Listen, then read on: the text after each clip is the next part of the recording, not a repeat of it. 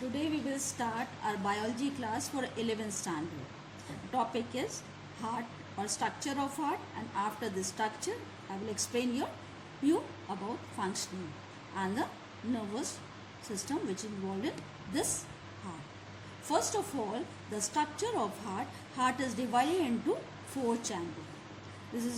This all the labeling and all the mechanism, structure and function you already know in your 10th standard class, but now today only I will give some revision.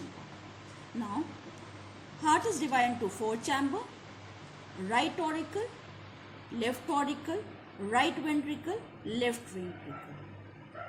And see, first this is divided by right and left auricle divided by septum, okay, and this auricle and ventricle divided by septum. And in these two divisions there are two valves. First is tricuspid. See, right side tricuspid valve is there, three cusps are there, and left side bicuspid, two cusps are there, okay.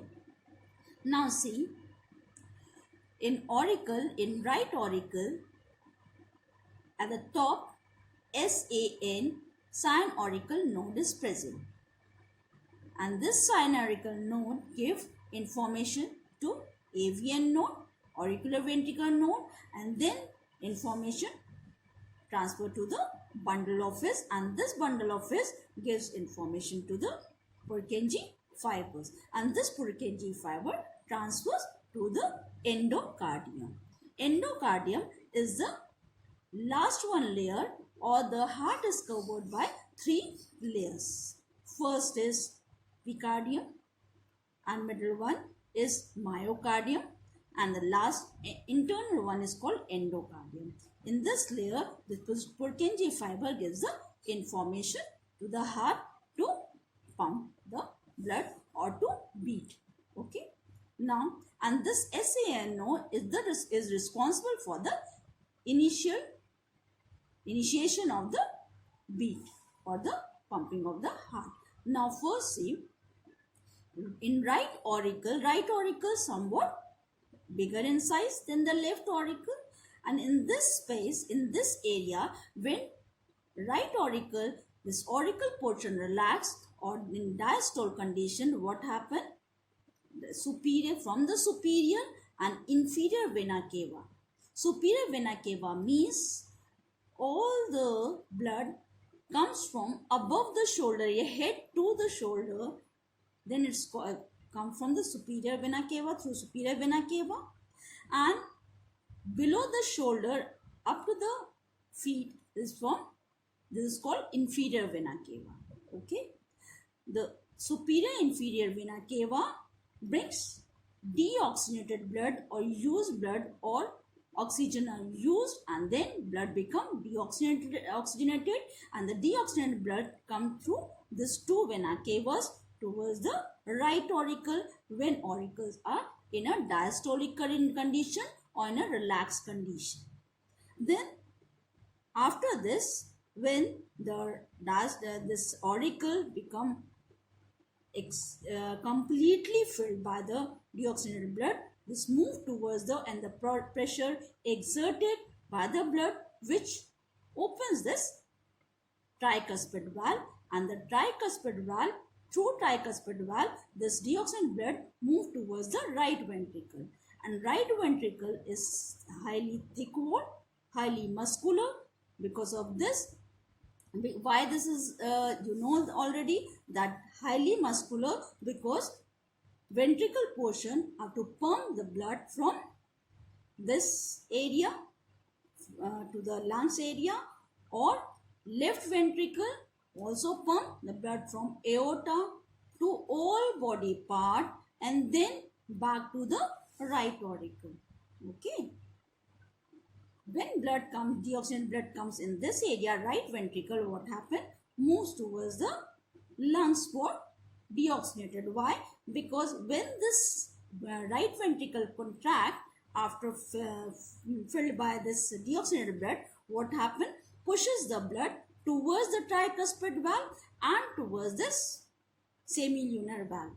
Okay, but valve main function of the valve is to prevent backflow of blood. Because of this function, what happened when pressure exert on this flap of tricuspid come back to their position and close the area of right auricle and prevent backflow of blood, deoxygenated blood into right auricle. This deoxygenated blood moves towards the semilunar valve towards the lungs by pulmonary artery. See this. Artery always help in transportation of oxygenated blood, but in this case this is exceptional case of arteries. Pulmonary artery is the exceptional case in which deoxygenated blood flows, okay, and moves towards the lungs. And here in lungs, because of alveolar sac, oxygen is there. By this the oxidation of things are exchange of gases take place, and by this method deoxygenated blood become oxygenated. Okay, later on we will discuss in respiratory system. Okay, now the oxygenated blood from the lungs move towards the left auricle by pulmonary vein. See, vein, this pulmonary vein is the exceptional case for the transportation of oxygenated blood, okay, and comes inside this left auricle through the valve, and then by bicuspid. At the time of diastolic condition of left auricle, what happened? All the blood comes into the oxygenated blood into the left auricle. From the left auricle, this blood moves towards the left ventricle by bicuspid, through bicuspid valve, and by this bicuspid valve, again same process. Valve helps in preventing backflow of blood into the left auricle, and the oxygenated blood move towards the left ventricle, left auricle towards the left ventricle, and from the left ventricle towards the aorta through semilunar valve. Okay, 4 valves are here: tricuspid, bicuspid, and 2 semilunar valve.